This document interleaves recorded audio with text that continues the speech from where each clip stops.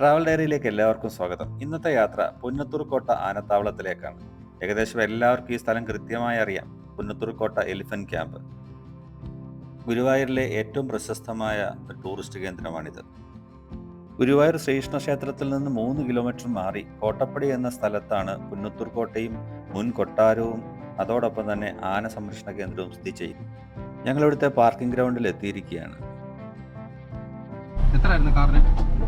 30. എത്ര നേരം ഇടാം? ആ, വണ്ടി പാർക്ക് ചെയ്തതിനു ശേഷം ഞങ്ങൾ ആനത്താവളത്തിലേക്ക് കടക്കുകയാണ്. ഇതാണ് പ്രധാനപ്പെട്ട ഗേറ്റ്. രാവിലെ 9 മണി മുതൽ വൈകിട്ട് 6 വരെയാണ് സന്ദർശന സമയം. മുതിർന്നവർക്ക് 20 രൂപയും കുട്ടികൾക്ക് 10 രൂപയാണ്. എന്നാൽ 10 വയസ്സ് വരെ കുട്ടികൾക്ക് ഫ്രീയുമാണ്. ഏതാണ്ട് 11.5 ഏക്കറോളം സ്ഥലമാണ് ഇവിടെയുള്ളത്. വളരെ മരങ്ങളാലൊക്കെ ചുറ്റപ്പെട്ട് പച്ചപ്പ് നിറഞ്ഞ ഒരു സ്ഥലം. ആനകൾക്കൊക്കെ വളരെ ശാന്തമായിട്ട് നിഴലിന്റെ കീഴിൽ നിൽക്കാൻ പറ്റും. ഈ അടുത്ത സൈഡിൽ കാണുന്നതാണ് കുളം. ഇവിടെ ഇറക്കിയാണ് ആനകളെയൊക്കെ കുളിപ്പിക്കുന്നത്. ഇവിടെ കുറച്ച് വെള്ളമേ ഉള്ളൂ ഈ വേനലായതുകൊണ്ട്. മരങ്ങളൊക്കെ വലിയ മരങ്ങൾ വർഷങ്ങളായിട്ട് നിൽക്കുന്നതാണ്. ഇതാണ് ഒരു നടപ്പാത. ഇവിടെ അമ്പലവും രാജകൊട്ടാരവും ഒക്കെ നമുക്ക് കാണാൻ പറ്റും.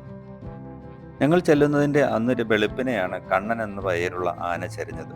അതുകൊണ്ട് ആരോടും ഫീസ് മേടിക്കാതെയാണ് അകത്തേക്ക് കയറ്റി വിട്ടത്. ഇതാണ് ഇവിടുത്തെ ഓഫീസ്. ഇവിടെ ഇപ്പോൾ എല്ലാവരും ആ ആനയുടെ കാര്യങ്ങൾ ചർച്ച ചെയ്യുകയാണ്.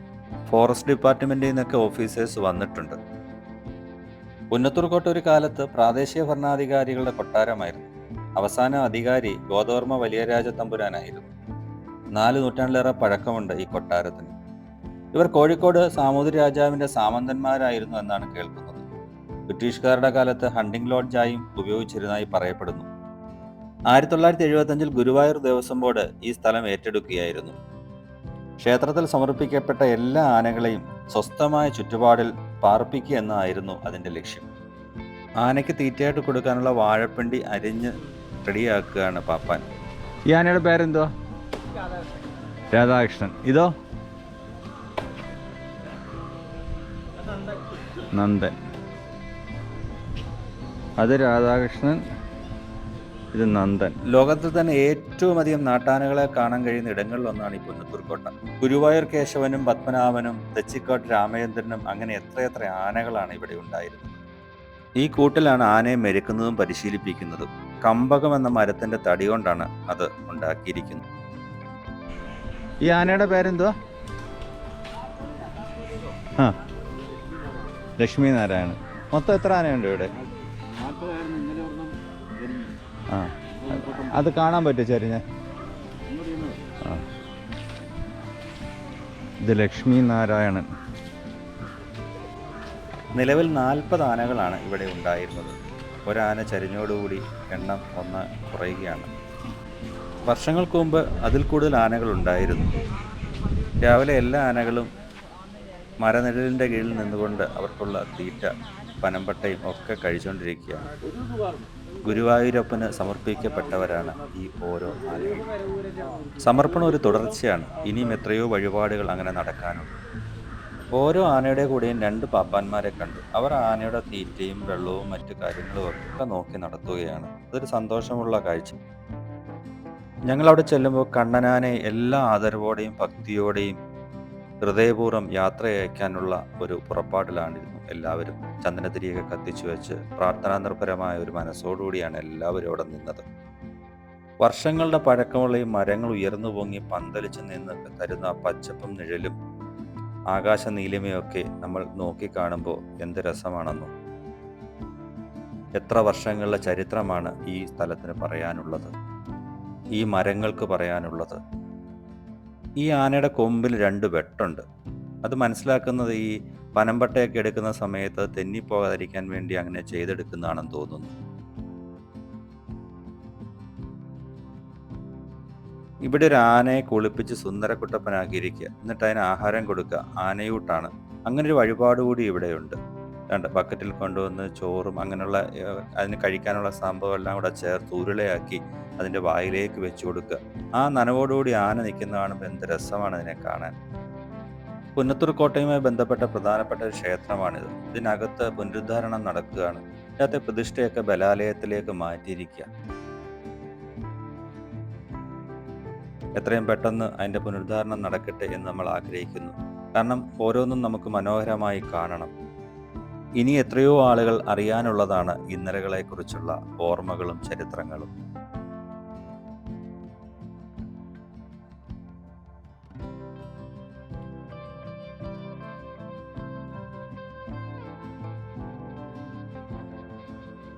ഇത് ക്ഷേത്രത്തിൻ്റെ പുറത്തെ ദൃശ്യങ്ങളാണ്. പഴയ കൊത്തുപണികളും ഭിത്തികളും ഒക്കെ കണ്ടില്ലേ, എത്ര മനോഹരമായിട്ട് അന്ന് ചെയ്തിരിക്കുന്നത്. വെയിൽ കാരണം വാഴയൊക്കെ ഉണങ്ങി ഒരു പരുവമായിട്ടുണ്ട്. ഇതിൻ്റെ അടുത്ത സൈഡിലാണ് അയ്യപ്പ വിഗ്രഹമുള്ള ഒരു ചെറിയ ക്ഷേത്രം നിൽക്കുന്നത്.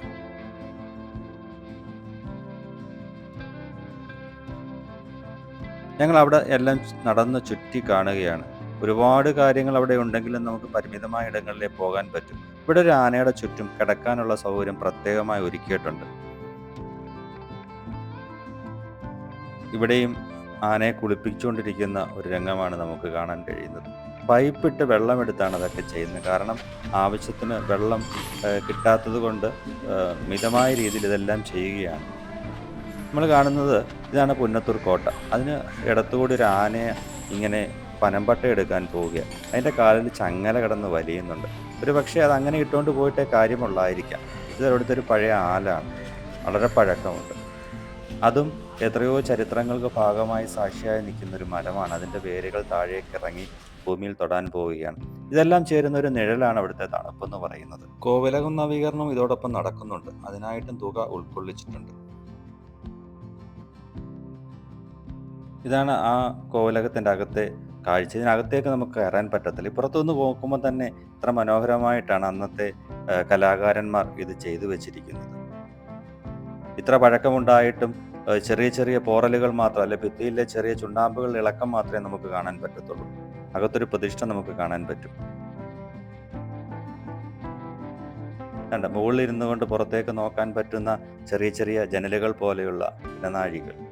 കേരളത്തിൻ്റെ പരമ്പരാഗത ശൈലിയിലാണ് കൊട്ടാരം നിർമ്മിച്ചിരിക്കുന്നത്. ചതുരാകൃതിയിൽ കെട്ടിടം, ചരിഞ്ഞ മേൽക്കൂര, തടിയിൽ കൊത്തുപണികൾ, നടുമുറ്റം. രാവിലെ തന്നെ കുട്ടികളുമൊത്ത് പലരും വന്ന് ഈ കാഴ്ചകൾ കാണുന്നുണ്ട്. അങ്ങോട്ട് നടന്നുപോയ ആന തിരിച്ചു വരികയാണ്. എൻ്റെ കൊമ്പിൽ പനമ്പട്ട കൊരുത്ത് വെച്ചിട്ടുണ്ട്. ഇതൊക്കെ അതിന് തന്നെ കഴിക്കാനുള്ളത് അത് ശേഖരിച്ചുകൊണ്ട് വരുന്നതാകാം. ആനയുടെ പേരെന്തോ ഇത്? ദേവദാസ്. ദേവദാസനാന പനമ്പട്ടയായിട്ട് അങ്ങനെ നടന്നു പോവുകയാണ്. ഇപ്പോഴും ആ ചങ്ങല നിലത്ത് കിടന്ന് വലിയുന്നു. കാലിലൊക്കെ അതിൻ്റെ പാടുകളുണ്ട്. ഒരുപക്ഷെ അങ്ങനെ ഒരു സുരക്ഷിതത്വം അതിന് ആവശ്യമായിരിക്കാം. അതൊക്കെ പാപ്പാന്മാർക്ക് കൃത്യമായി അറിയാവുന്നതാണല്ലോ. ഇത് ഇവിടുത്തെ ഒരു ക്ഷേത്രമാണ്. ഈ കൊട്ടാരം ഗ്രൗണ്ടിലെ കോവിലകത്തിലാണ് ഒരു വടക്കൻ വീരഗാഥ എന്ന സിനിമ ഷൂട്ട് ചെയ്തത്. ഇതാണ് നമ്മൾ നേരത്തെ കണ്ട ആന പരിശീലന മുറികൾ. ഇന്നത്തെ ദിവസം മനോഹരമാക്കിയൊരു കാഴ്ചയാണ് ആനയ്ക്ക് തുമ്പിക്കൈയിലേക്ക് പൈപ്പ് വെച്ച് ഓസ് വെച്ച് വെള്ളം ഒഴിച്ചു കൊടുക്കുന്ന പാപ്പാൻ. ഒരു 6-7 ലിറ്റർ വെള്ളം ഒരുമിച്ച് ആ തുമ്പിക്കൈയിലാക്കി അത് കുടിക്കുകയാണ്. അതോടൊപ്പം തന്നെ അതിനെ കുളിപ്പിക്കുന്നുമുണ്ട്. ഒരു പാപ്പാൻ വന്ന് ആനപ്പിണ്ടമൊക്കെ മാറ്റുന്നുണ്ട്. കണ്ടില്ലേ? അതിന് കുളത്തിൽ പോയി വെള്ളമെടുക്കാൻ കുറവാണ്. അതുകൊണ്ട് തുമ്പിക്കൈയിലാക്കി അതിനെ കൊടുക്കുകയാണ്. അതിനെ വെള്ളം ഒഴിച്ച് തണുപ്പിക്കുകയാണ്. സ്വേദഗ്രന്ഥികളില്ലാത്തത് കൊണ്ട് ആനയ്ക്ക് എപ്പോഴും ഒരു വെള്ളത്തിൻ്റെ അംശം ദേഹത്ത് വേണം. വെള്ളം വീഴുമ്പോൾ അതിൻ്റെ ഉള്ളിൽ നിറയുന്ന ഒരു ആനന്ദമുണ്ടല്ലോ, അതാണ് അവർ തിരിച്ചു നൽകുന്ന സ്നേഹം. ഗ്രൗണ്ടിൻ്റെ ഒരു ഭാഗത്ത് പനമ്പട്ട നിറയെ സ്റ്റോർ ചെയ്ത് വെച്ചിട്ടുണ്ട്. കാരണം ഒരു ദിവസം ഇത്രയും ആനകൾക്ക് കഴിക്കാനുള്ളത് ശേഖരിച്ച് വെച്ചിരിക്കുക. ഒന്നുകൂടെ ആ ഒരു ദൃശ്യങ്ങൾ നമ്മൾ കാണുകയാണ്. ആ അമ്പലം, കൊട്ടാരം, ആ മരങ്ങൾ, അങ്ങനെ എത്ര സുന്ദരമാണെന്നറിയാം ഈ ഇവിടം. ചെറിയ കാറ്റ്. 11.5 ഏക്കർ സ്ഥലവും നമുക്ക് ചുറ്റിക്കറങ്ങി കാണാൻ പരിമിതികളുണ്ട്. എങ്കിൽ പോലും വളരെ സുന്ദരമാണ്. ഇവിടെ വന്ന് കുറച്ചു നേരം ഇരിക്കാനും ഒക്കെ ഉള്ളൊരു സമയം കണ്ടെത്താൻ നന്നായിരിക്കും. ഒരിക്കലെങ്കിലും വന്ന് കാണുക എന്നത് മാത്രമേ ഞാൻ പറയുന്നുള്ളൂ. അത്രയ്ക്ക് സുന്ദരമായൊരു സ്ഥലമാണ്. ആനകളെ കാണാം, കാടിൻ്റെ ഒരു പ്രതീതിയുണ്ട്. ഗുരുവായൂരപ്പനെ കാണാൻ വരുന്നതിൽ ഭൂരിഭാഗം ആൾക്കാരും വന്ന് ഈ ആനക്കോട്ട കണ്ടിട്ടേ പോകാറുള്ളൂ. ഗുരുവായൂരെ ആനകളുടെ പ്രപഞ്ചം. കോട്ടയ്ക്ക് ചുറ്റും പ്രധാനമായിട്ടും 4 ഗേറ്റുകളാണ് ഉണ്ടായിരുന്നത്. ഇപ്പോൾ പ്രധാനമായി ഈ ഗേറ്റിൽ കൂടെയാണ് ആളുകളെ കയറ്റുന്നത്. അതുപോലെ 10 അടി താഴ്ചയിലും 30 അടി വീതിയിലും കിടങ്ങ് കുഴിച്ചിട്ടുണ്ടായിരുന്നു ഈ സ്ഥലത്തിന് ചുറ്റും. രാജഭരണകാലത്ത് ശത്രുക്കളുടെ ആക്രമണത്തിൽ നിന്നൊക്കെ രക്ഷപ്പെടാനുള്ള ഒരു പ്രധാന മാർഗമായിരുന്നു അത്. ആനകളെ കാണാനും അറിയാനുമാണ് ആഗ്രഹിക്കുന്നതെങ്കിൽ ഇവിടെ വന്നാൽ മതി. ഗുരുവായൂരപ്പൻ്റെ ആനകൾ ഇവിടെയുണ്ട്. വളരെ ശാന്തരായി ഈ നിഴലിൻ്റെ കീഴിൽ അവർ നമ്മളെ കാത്തു നിൽക്കുകയും സ്നേഹത്തോടെ നമുക്ക് കണ്ടുമടങ്ങും. ഞാനിന്നിവിടെ എത്താൻ കാരണക്കാരായ ഉണ്ണിത്താനോടും ശ്രീലത ഉണ്ണിത്താനോടും അഭിലാഷിനോടും വളരെ നന്ദി.